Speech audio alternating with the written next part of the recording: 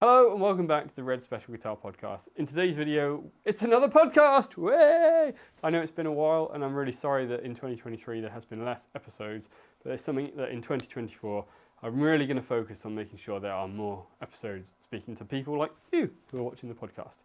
But if you are excited to see a new episode, then please make sure that you like and subscribe.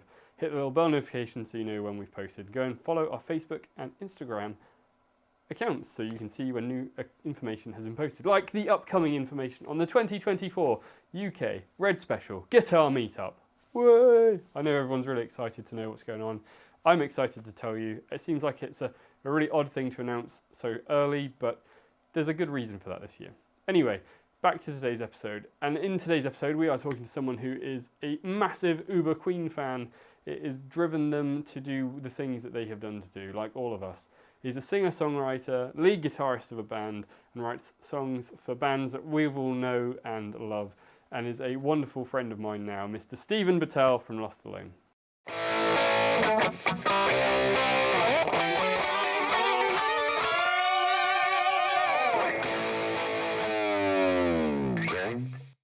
Hello and welcome to the Red Special Guitar Podcast again. Today I am somewhere very special with someone who is also very special behind a red board. Some might say he's in front of a red special board. It is Lost Alone Steven Battelle, everyone. Hey, lovely to be here today. Welcome. Very excited about this in general. It's been in the diary, talking about Brian May guitar. It's just, I can't think of a better way to spend a Sunday afternoon? Sunday, yeah. It's a Sunday afternoon. I can't think of a better way to spend it. So yeah, I'm overjoyed to be here. Thank you so much for agreeing to come on it. No, thank you. I mean, I, like you and probably everybody watching this, and have been obsessed with Brian and his guitar. And it's the reason I'm playing this venue tonight, I guess. Like, we'll talk about it. But yeah, it's the reason I do what my career is, if you can call being in a band a career. Definitely yeah. a career. It is something, yeah.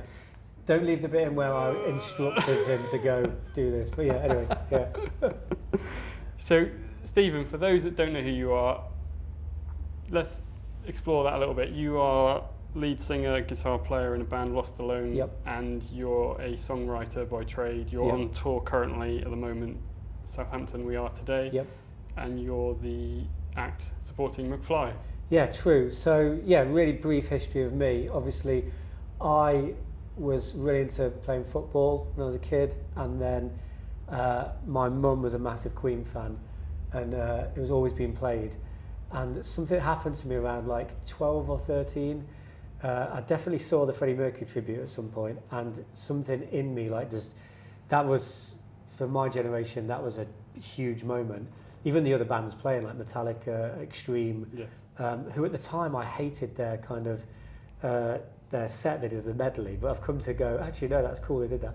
Anyway, yeah, so I got into Queen like I said at 11, and I just became obsessed with being in a band. Myself and my drummer Mark, who's still here today, we met when we were 12 at school. We formed like so many bands, you know, Spinal Tap level, like 35 band members in a week. People joining our band because they broke a leg, and as soon as their leg was healed, they were left because they wanted to play football. Anyway, yeah, then myself and Mark had loads of bands. We formed our kind of real band when we left. Like, Mark went to uni, I just carried on playing and stuff. Formed our real band, Lost Alone, and we signed a record deal out in Europe. Did really well in kind of Germany, places like that. Always done good in the UK, but not like, you know, not where everyone here is going to, we're not household names. Then we signed a record deal with Warner Brothers in America. We toured with bands like My Chemical Romance, Paramore, Evanescence, 30 Seconds to Mars, and we've built up like a very passionate, I would say, spread thinly around the world, because we've been a lot of places. We're not massive in one place, but people travel to see us, and we have a great passionate fan base. And then during the pandemic, I'd already started writing songs for other people. I always wrote everything in Lost Alone.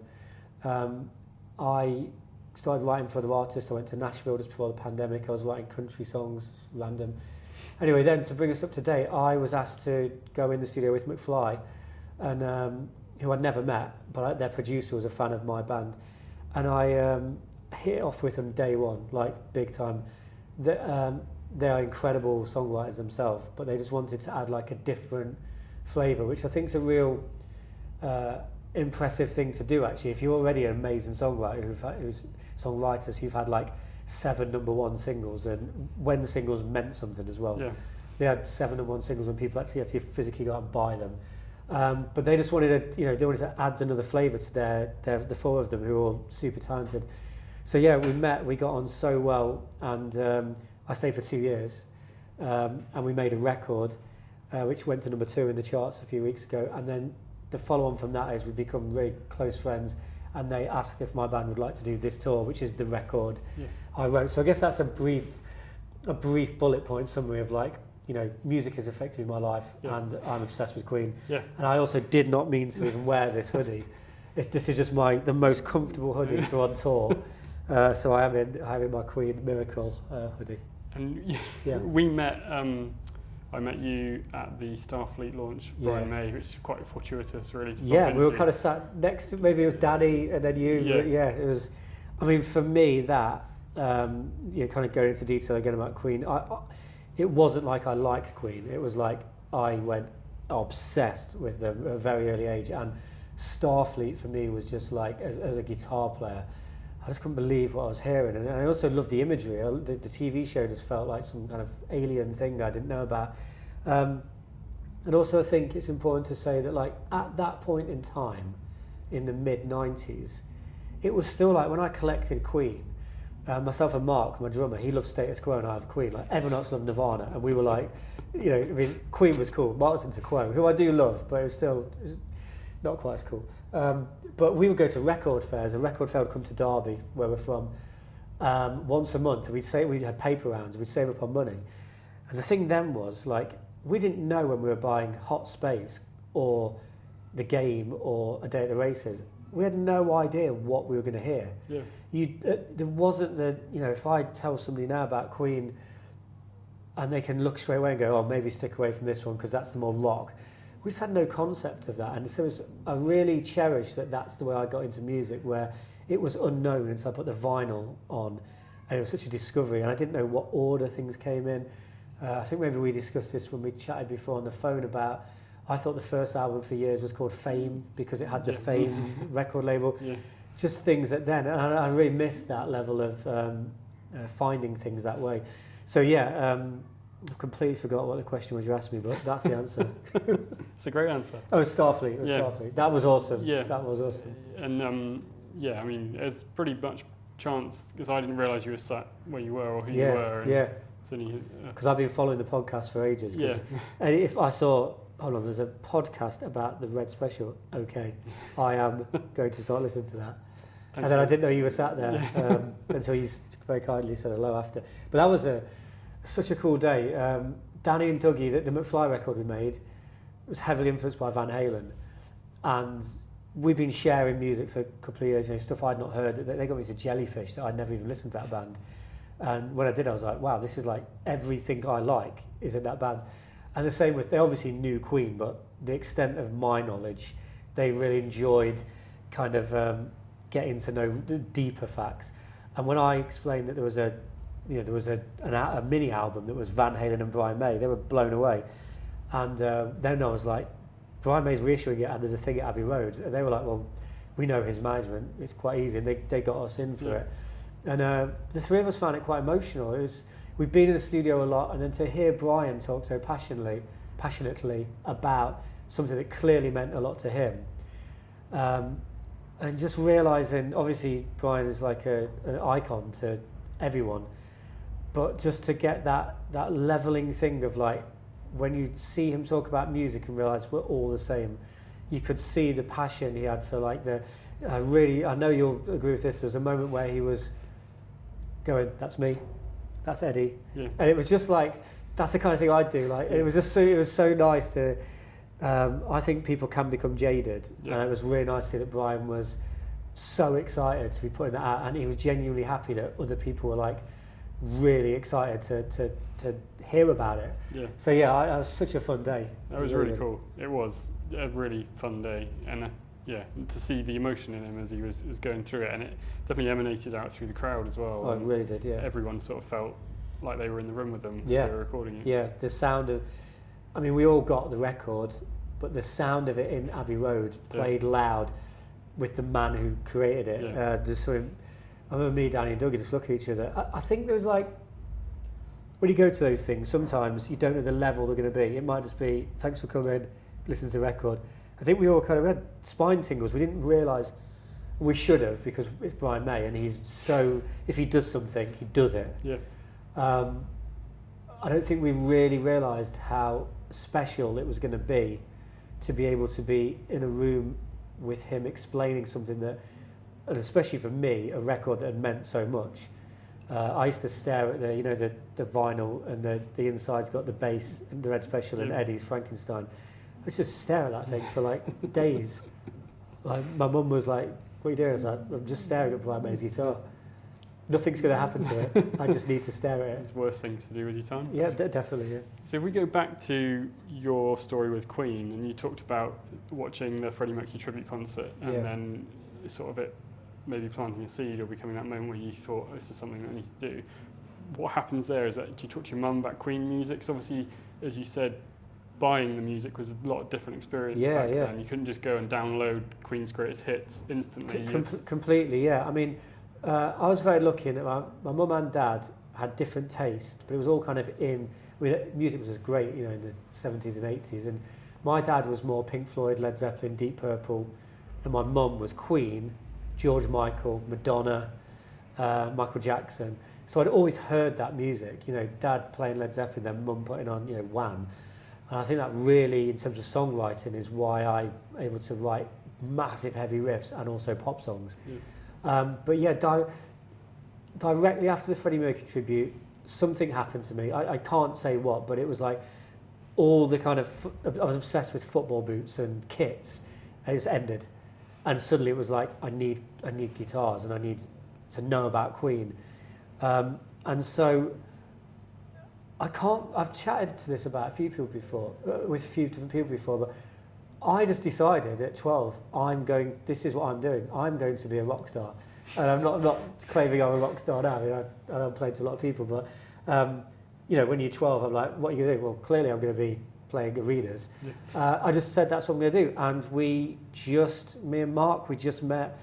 We were just very, I don't want to say arrogant, because I don't think you'd be that arrogant at 12, but we just assumed that's what we were going to do. And we worked. And we worked really hard, and we were awful for a long time. But I think because we started at 12, by like 16, we were actually like when I listen back to demos from them, and they're good. Like, they're good songs, and they're well done, you know. And we did a thing where, I mean, this was ridiculous, but one of the first weird things that happened to us was we went on a kids' TV show called Why Don't You? Right. Some random thing happened where I mentioned about the 35,000 band members we had in like a month. Yeah. One of them called us up in the summer holidays and went, guys, we'd sacked him, we didn't like him anymore. You know, it was a classic, you know, breaking up with friends and then making friends. I don't know what we'd fallen out over, like, you know some 5p chew or something back then. Sounds like I'm from like the 40s, but I'm definitely not. But yeah, he called up and went, guys, I've had the call. We were like, what? He's like, why don't you want us? And we were like, oh yeah. And it was like the big, we thought we'd made it. And we were predated the White Stripes, no bass player. Yeah. We were just like, you know, and it wasn't through choice, just because no one wanted to be the band. And we, some producers from BBC came to a kitchen in Allestree, Derby, and we played this song I wrote called In the Palace, which was about my bedroom, you know, at 13. And yeah, they held a phone up to like the director of the show, and he went, yeah. And when I think back now, it must have just been the most awful thing he was listening to. But yeah, so we were on this Why Don't You show, and we thought like we were rock stars, and obviously that was just like a weird kid thing. And after that, quite quickly, we became like, there's a few bands in Derby who had record deals who were like, you know, 10 years older than us. And what I really think is really important now, and I'm grateful, is they must have seen something in us, because they all, even though we were young, we couldn't get into bars and stuff, they all started getting us to support them. And they were signed bands, they were amazing bands. They were on the radio, a band called The Beekeepers, there was a band called Gorilla, and a band called Cable. And Cable toured America. They were all like really, and they just kind of went, part of them laughing at us in a way, because we were these young kids who thought we were like Queen. Yeah. I've got cassettes of me and Mark talking being interviewed like we'd already played Wembley. You know, that kind of, oh, voice is dead high. How was it for you? You know, like Bob Harris has interviewed us or something. But anyway, yeah, so they elevated us from like not being able, we started playing gigs early and supporting bands that had big audiences. So yeah, and then it was kind of a few years what I call like quite wilderness, where Mark went to uni and then we were still a band, but we were going through a weird, like we were into the Pixies and everything went a bit more like, we were trying songs not to be catchy almost, you know. And then quite quickly, our early 20s, we formed Lost Alone, and I find this really hard to kind of describe, but for some reason, very instantly, the first single we put out, it got on the radio, and then other bands who like we never met but they were big would just call us up. Like Hayley Williams from Paramore just got in touch.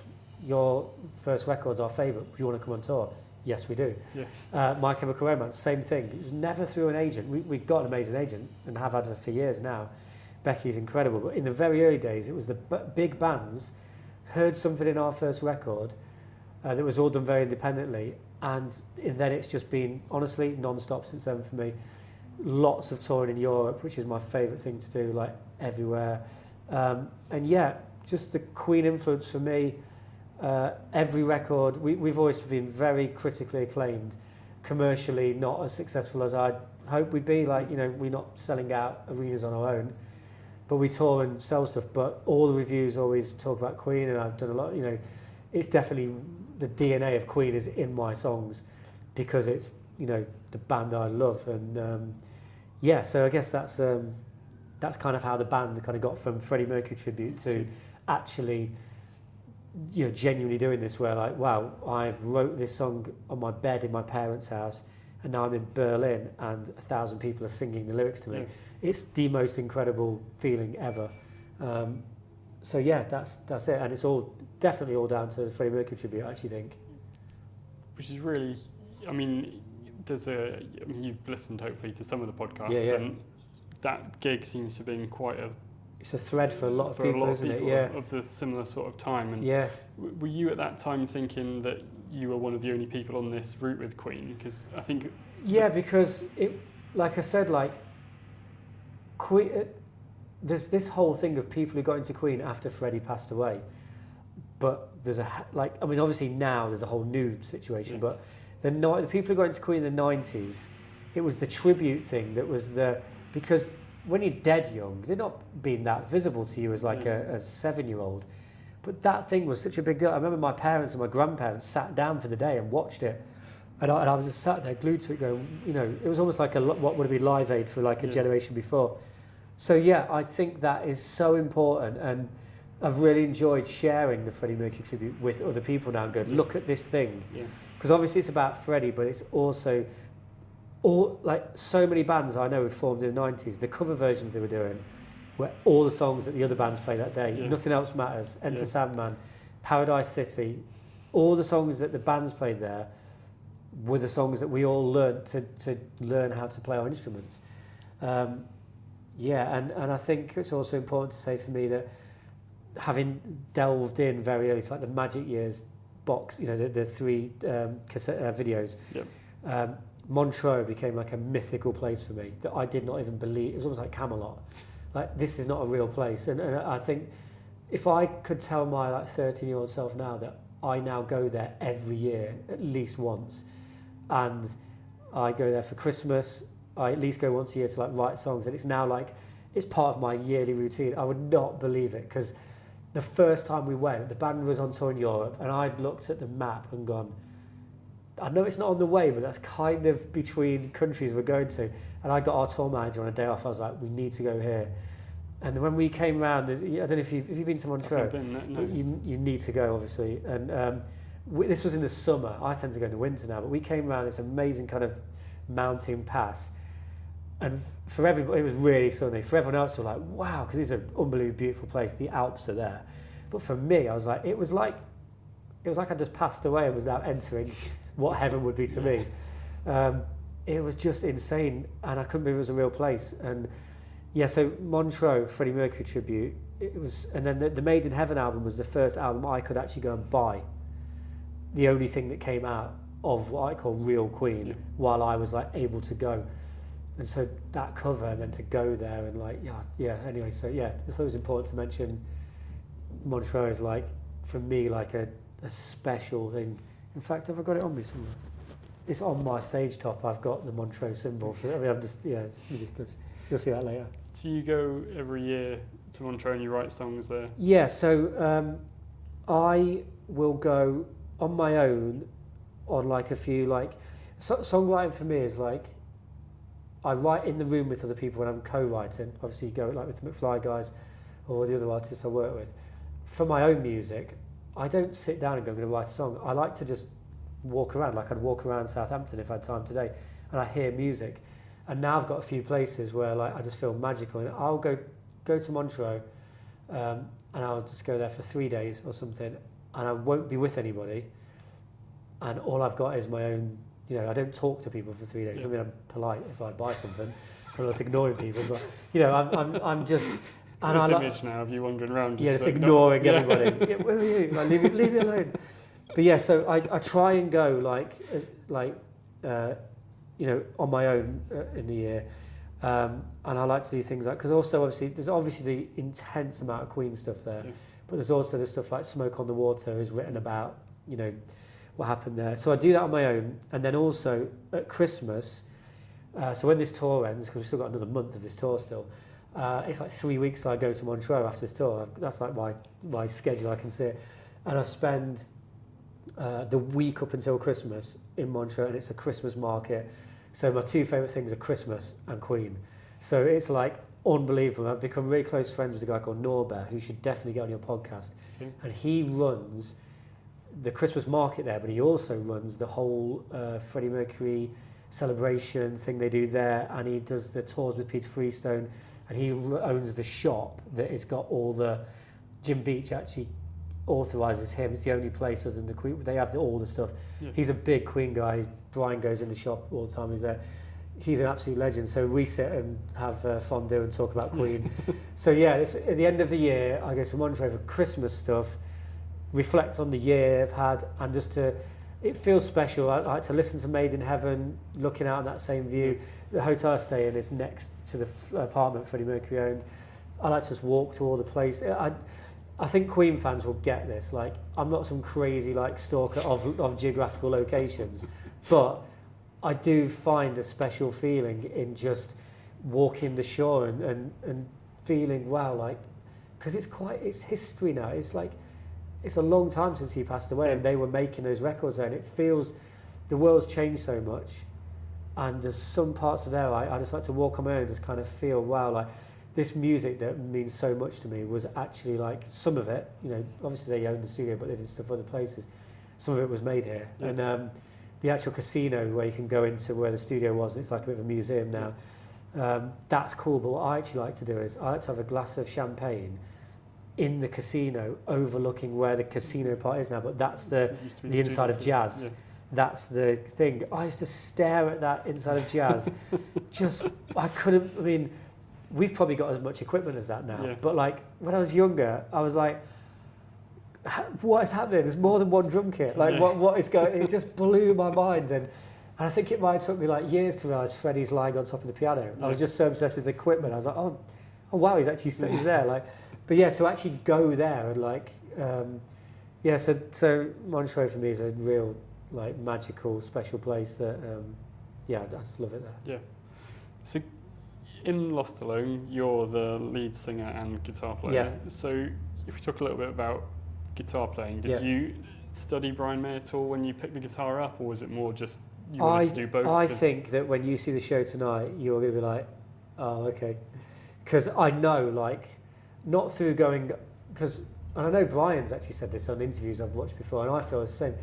There's no point trying to emulate somebody else no matter how much you like them, because otherwise you should be in a tribute band to them or something, which is totally fine. Yeah. If you're being your own artist, but I know one thing I do, which is, like Danny doesn't do it, but I do it, which is I do the thing where when I do like a screaming kind of solo, I drag I do the kind of the pre, that really doesn't do much, but it feels like it does something, because it actually doesn't. If you actually like did the science, it doesn't. But you feel that, And I know that's I know like, what you mean. you know what I mean? I know like, the bit you mean as well. Yeah, I know I do that. But yeah, I think I'd had classical lessons when I was really young. And because my parents are not musical at all, but they love music, I used to sit there at age 5 and just play anything to them, looking at the music, and they'd clap. But I was just making it up because I didn't practice, so I wasn't really. But the Brian got me to be like, I want to be able to play that, and I had the Starlix video, and I just wanted to be able to play it, and I couldn't. I just couldn't get my fingers to do it. But yeah, so I think Brian's style of definitely solo playing is. There's no other guitar player that is. I'm not really influenced by guitarists because I'm more like songwriting, and Freddie for me, like, you know, all the Queen members incredible songwriters, but for me it's always been like songwriting. But in terms of my guitar playing, there's only one person. I mean, there's nobody else comes close to the influence that his guitar playing has had on me in my life. I know loads of guitarists in a lot of bands who it's the same. Ray Toro from My Chemical Romance, like me and him have sat playing Brian May licks to each other, just going, like it's the best stuff ever. It's nice to know that you guys do it too, because it's sort of like what we do when we get together. No, seriously. I mean, mess around playing solos and bits. Yeah, and Starlix. Starlix is just. I just think Starlix is one of the. It needs a proper like he should reissue Starlix like he's doing other stuff. It's like a bigger package because it's just fantastic. Yeah. It's such a great thing. I mean, I found it by chance. I was like, oh, there's a VHS on how to play like Brian May. I'll buy that and then put it in, and it really did divert the whole course of my life in guitar playing. So Starlix was a big thing for you, yeah. And then just learning. I remember watching it, and I was aware of the guitar in some ways, but I didn't necessarily know as much about it as I do now. Obviously, that's a stupid thing to say, but now you know everything. Yeah, so. well.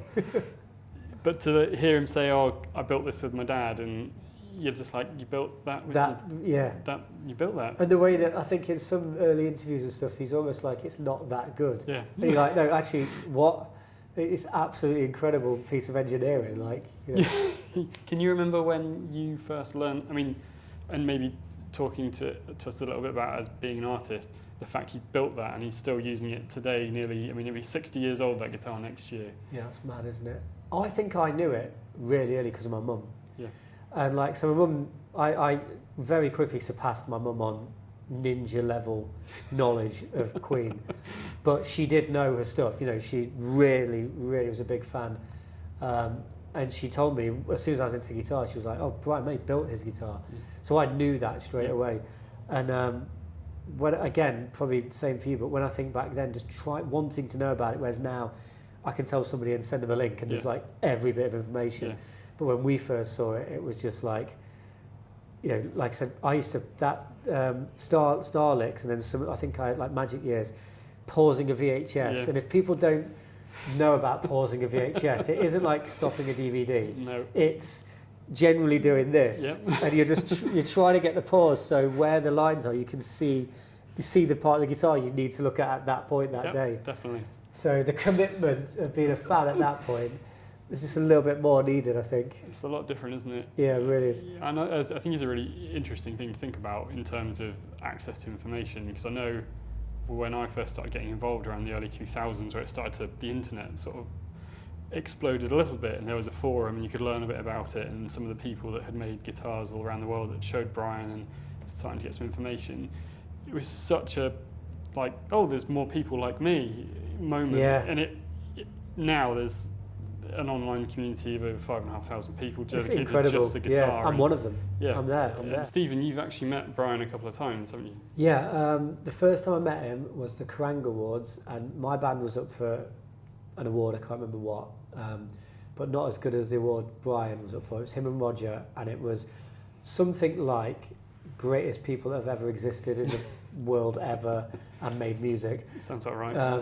Which is accurate. And it was really cool because I've always had a thing, being an artist myself and having like a fan base. I would never, if I saw Brian May in the street, I would never go up to him because I understand that that's private time, and also I wouldn't want to do that. I mean, you know, But I always hoped there'd be a point where I could meet people that have meant something to me on a level, and I don't mean on a level where I'm on a level of Brian May, but in terms of I was also there because my band was doing something. Yeah.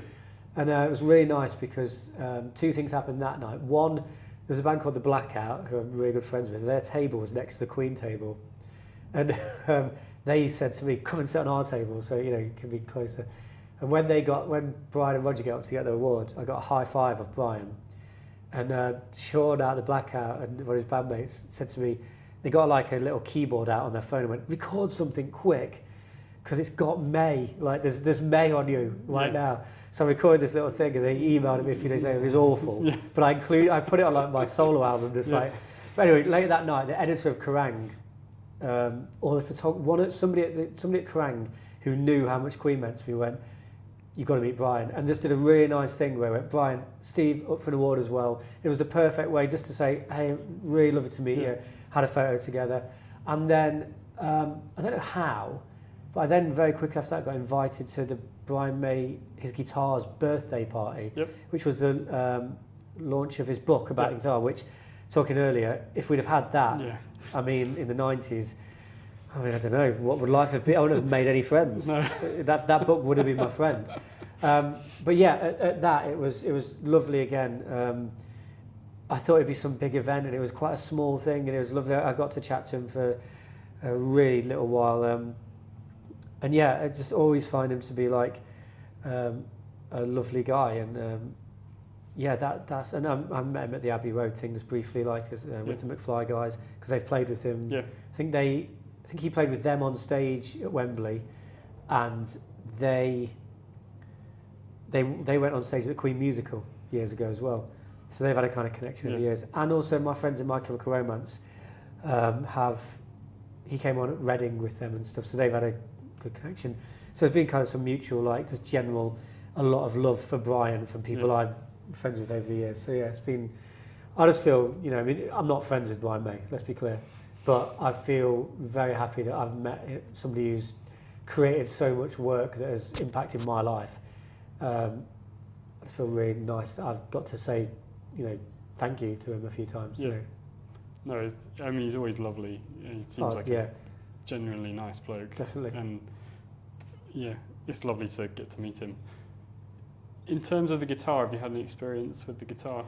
I have had a photo with it, like I take photos with fans of mine, where I put my arm round it, and not like you, who's had it on him, which I might have to actually just get a touch on. I wouldn't. But yeah, but at the event for the birthday, which was honestly for a fan of Queen and Brian, I think it's all on YouTube actually, the whole thing, but he literally just sat in front of me, well, us, it wasn't just me, I pretended it was just me. First he got his first acoustic, he was given, his birthday, then he had the Red Special, and he just sat there and told the entire story of how his evolution of his guitar, and then played like the Bohemian Rhapsody solo, like as close as the camera is. Just an unbelievable experience to have that. And then after Peter, his tech, said you can have a photo, don't touch. So I was like this around it. And I mean, and honestly, and no offence to Brian, but on that night, I was actually more starstruck by the guitar because I'd met Brian once before. So it's nothing against Brian, because obviously my respect level is off the chart for Brian. But like, that guitar, like, gosh, like, just to be like, just to have it there, like, it was just unreal. I was just thinking about all the music that he made on it, recording, the stages I've seen it on in terms of in footage, and the evolution of it as well. I was kind of looking, because people like us, the connoisseurs, you really do, if somebody shows us a picture from 77 or 74, we know. Yeah, you know when it's from. And I am proud of that. Some people wouldn't be, but I am proud of that. I would know by the stain or the kind of the slight, and also I'd know by I tell you what I would know. This would be a good quiz you should do, maybe. I don't know if you've done this. I would know by the tone what year it is. Yeah. If from a concert. We should have a. That'd be a really good idea to test people, because it's very obvious to me from like a live show. Yeah. If you could take away if it was a song that's always played, obviously you have to find one that's always there. Yeah. I'd definitely be able to know which not maybe which tour, but which year? Yeah. I know the year. Maybe we have to look into that. Year by tone. Not a bad idea. That's the quiz, yeah. We could work out which treble booster it was. Exactly, yeah, exactly. Yeah. Is there anything in your current rig setup that you use that is influenced by Brian at all? Or are there any things in your guitar or choice of guitar? Have you ever played a Brian-made guitar? I have one of the Burns, which obviously studying all the Red Special, the pages and stuff. If I ever had the time, or quite frankly the skill, because I'm not skilled, I would love to do people mod like a Burns to make it more like, it's a Burns I've got. Yeah. My guitar tech is an insane, he can do things. He is somebody who make a Red Special. He'd probably make the best one ever, in a few months. But no, in terms of the Brian's influence on my setup, one is very early on understanding to have more than one amp, not for volume, but for clarity. Yep. So as you'll see tonight, I have 2 amps and they're doing different things. They're not just to make it louder or whatever. And then the other thing, I guess, which I've never really thought about till you just said it, but I do have a one-of-a-kind custom guitar that nobody else on the planet has made for me for one song, which is the most ridiculous guitar you will see. But I needed, because when you see us tonight, we're a 4-piece, we have an extra guitar player. We did stadium shows with Michael Requirements last year, and I decided, because I'm the front man and the guitarist, I decided I wanted to, a bit like what Brian did in the Brian May Band, I wanted somebody doing some more rhythm. So for big shows, not because I can't play, but I need to be able to take my hands off occasionally and do some actual, otherwise people are just anyway.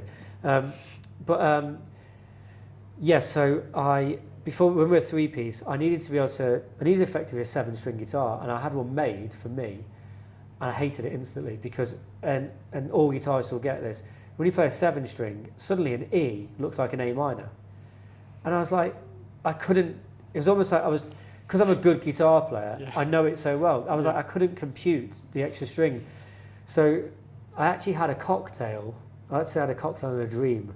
And I dreamt up this weird guitar and I sent it to my friend, this luthier in Leicester, an unbelievable guy, Nigel and Danny, Leicestershire luthiers, they're amazing. They look after all my guitars now. And they built me this guitar, which is like an SG, which has a neck for 1 string coming out at the bottom.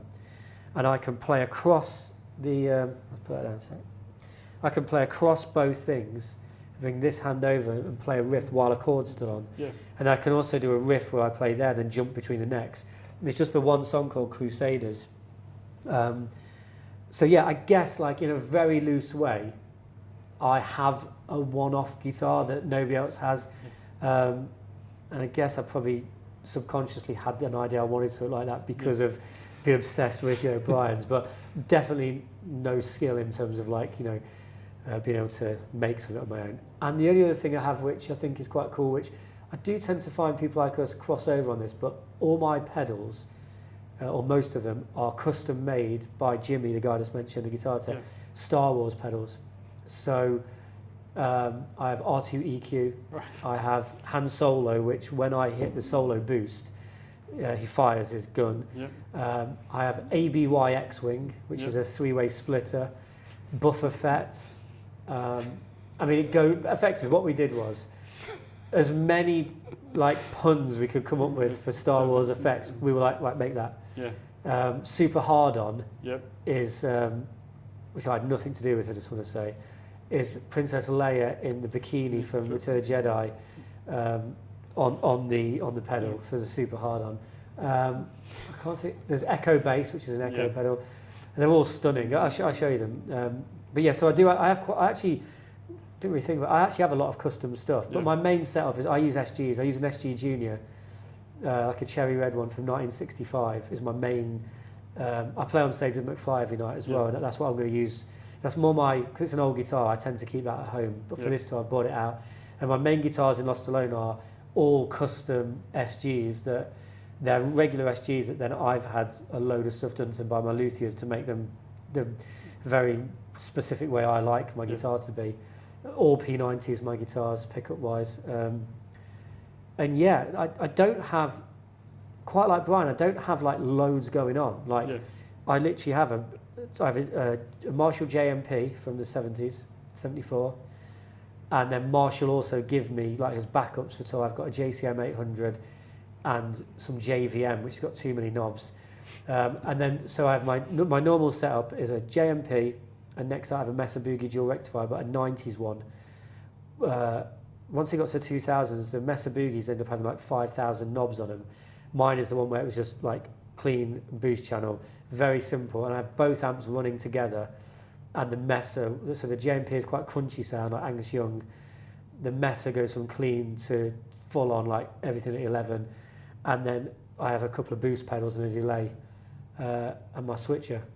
And I have 2 tuners on my board.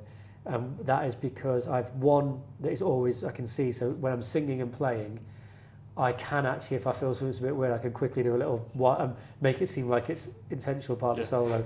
And the other one's obviously a silent tuning thing. Yeah, so that's my setup really. Yeah, So I'd say pretty influenced by Brian then, and simplicity in the 2 amps. Yeah, definitely. I know people who've got like, they need a truck to bring their pedal boards, whereas mine is like the essentials, That's always I've been so impressive about Brian, is that he can pretty much play all of his songs just with a guitar, treble booster, and an AC30. Yeah, I mean, when I went to that the guitar birthday thing, he had just those tiny little Vox things, and his treble booster, and that literally sounded identical to like to the sound. Yeah, this is fantastic. He is really impressive.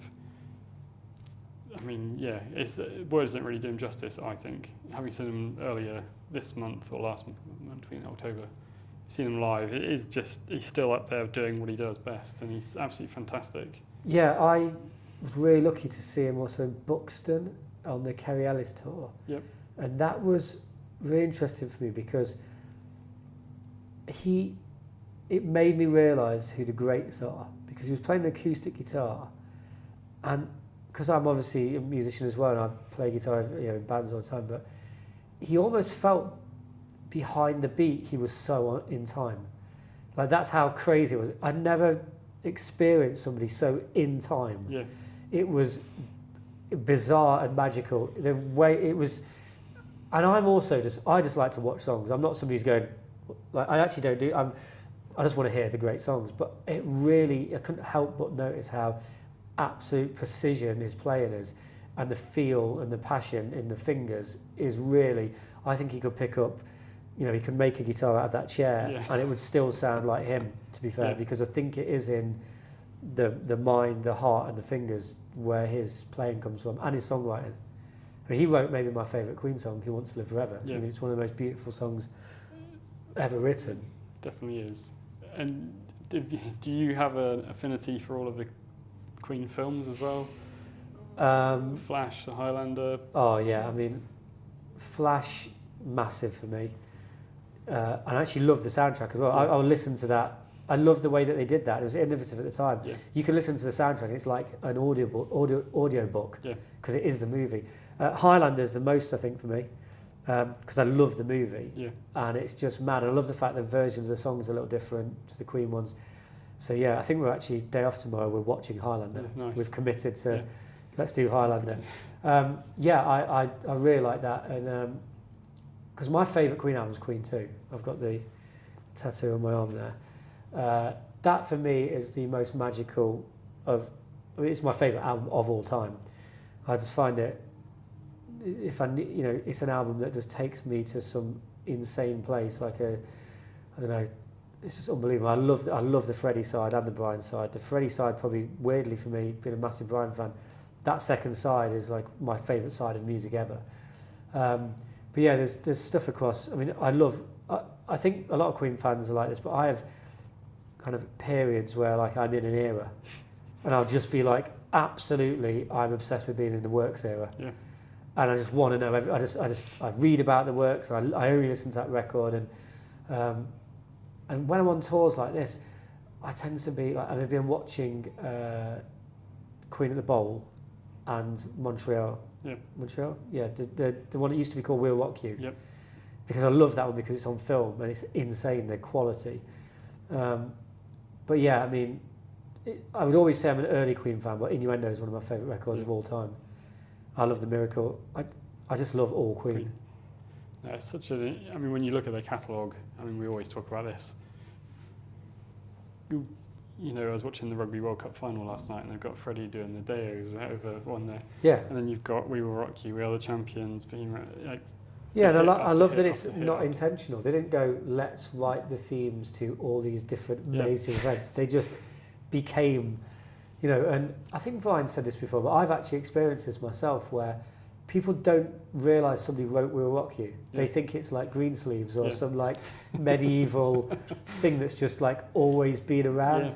And I understand why they think that, you know, because if you're 15 now, you don't maybe know that like a man wrote that song, you know. It doesn't, but when you listen to it, it kind of, you know, because it is in everything, so you kind of exposed to it from an early age. It kind of is just there. Yeah, yeah. It's almost like it was created for TV or for stadiums. Yeah, or for, When you learn that it wasn't, it was written by a chap to go on an album. It was an album. It was a song for an album that they made in 1977. And you know, it still withstands the test of time. Yeah, it's incredible, and I think to have written one song like that is insane. But Queen have written 4 or 5, 6, like in terms of that level of song. But yeah, I still find it fascinating that all 4 of them wrote, not just wrote, but wrote big hits. Yeah. Because that's actually really rare for bands to have all 4 people who can deliver iconic songs like that. Especially when you look at how bands generally form today, it's less and less of a group of friends getting together and by magic, them all growing up in the same place or finding each other. It's very much more manufactured, or we'll take you because you've got that and we'll put you with that person. Yeah, I think it's it's quite interesting. I think that my theory is that Apple Mac computers used to be like quite niche, and when they became the computer that everybody got, and you had GarageBand on it, which became Logic, or Logic's the program to record. People who got that when they were like 12, 13, they became instantly very good producers because they were, you learn things as a kid. Yeah. And they've been able to make their own music. So there's a lot more solo artists around now who then get band members because it's their thing. So it's a lot more, I mean, obviously still are bands and there's great bands, but there are definitely a lot more people who can just do it all on their own, find a following online, and then they have to think about being a live band, which, myself, McFly, all my kind of friends at age bands, we played in like a room, and we're awful for ages. Yeah. And the thought of recording was when we could afford, oh my God, we can get in a studio, Otherwise it was just a cassette on a boombox in the middle of a room. We've all done that as well. Yeah, exactly. So I do think it's very different for bands. And even as things like, I'm using in-ear monitors now. Yeah. And that's a recent thing for me. Like, I never used to do that. People have wireless things now. I mean, I have wireless for my ears, but I still on a cable for guitar because I just prefer it.